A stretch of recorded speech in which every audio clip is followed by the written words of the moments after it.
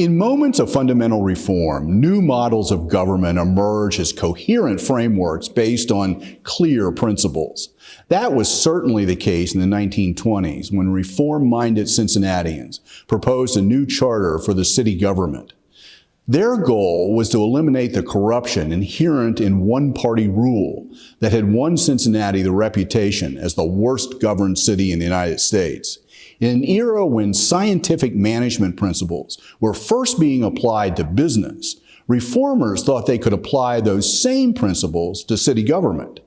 In the new charter, adopted by voters in November 1924, the reformers proposed a small 9-member council that was elected at large through a complex proportional representation system designed to create a diverse council.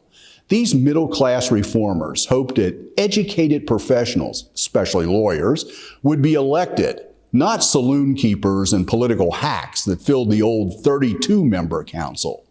Once elected, the council members selected one of their members as the mayor to preside over official meetings and represent the city at ceremonial functions. Except for those limited tasks, the mayor was just one among equals.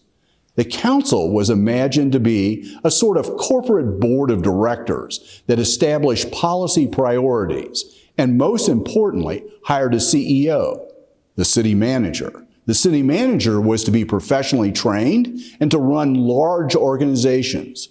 Early city managers tended to be engineers and eventually were people formally educated in public administration. But like all visions for good government, the 1924-25 Charter ran up against the willfulness of practical politicians who saw power as more important than theoretical models of good government. In the 1950s, Republicans convinced voters to make the first change in the 1924 Charter by rejecting proportional representation, partly because it seemed to create a pathway that might result in Theodore Barry, an African American, gaining the office of mayor. In 1969, Democrats and Charterites formed a coalition to oust the resurgent Republican majority, a strategy that succeeded in 1971. That coalition agreed to choose a new mayor every year, not just every other year, alternating between a Democrat and a Charterite.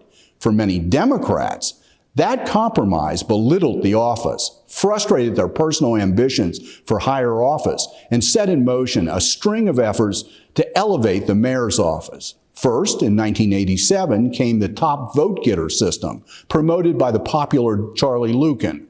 Whatever candidate got the most votes in the biennial field race for council automatically became mayor. Then in 1999, a charter reform set up a direct election of the mayor. That system established a nonpartisan primary with the top 2 finishers running head-to-head in November. The winner became mayor, the loser was not on council. The mayoral primaries produced some of the most unusual and entertaining Newsmakers interviews. Serious candidates like Charlie Luken, Roxanne Qualls, and John Cranley ended up sitting next to candidates like Sandra Queen Noble or Jim Burns holding his fake pot plant, who had little chance of winning. In the process of moving from a mayor selected by fellow council members to the top vote getter to a directly elected mayor, some ambitious politicians promoted the image of a strong mayor, giving the impression that the real power was moving from the city manager's office to the mayor's office. As attractive as that rhetoric was for some, Cincinnati never moved away from the council manager form of government and never embraced an executive mayor model along the lines of Chicago or New York City. The new powers that the mayor did gain came mainly from the powers historically exercised by council, not from the authority of the manager.